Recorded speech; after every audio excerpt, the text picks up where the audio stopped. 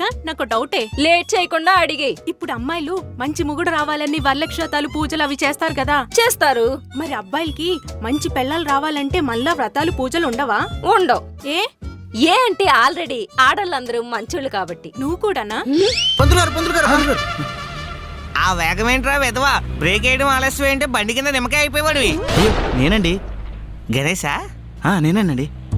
ఏమయ్యా గణేశా, ఈ ఏరియా నేను బ్లాక్ లిస్ట్ లో పెట్టాను, నాకంటే వేరే పంతులు ఎవరు నీకు దొరకలేదా?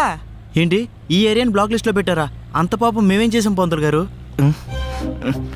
ఇలా రమ్మి, ఈ ఏరియాలో షేరింగ్ సచ్చినోడు సచ్చాడు. అది కాన్సెప్ట్ కరోనా కన్నా కఠినంగా, బోయపాటి సినిమా కన్నా భయంకరంగా ఉంటుంది.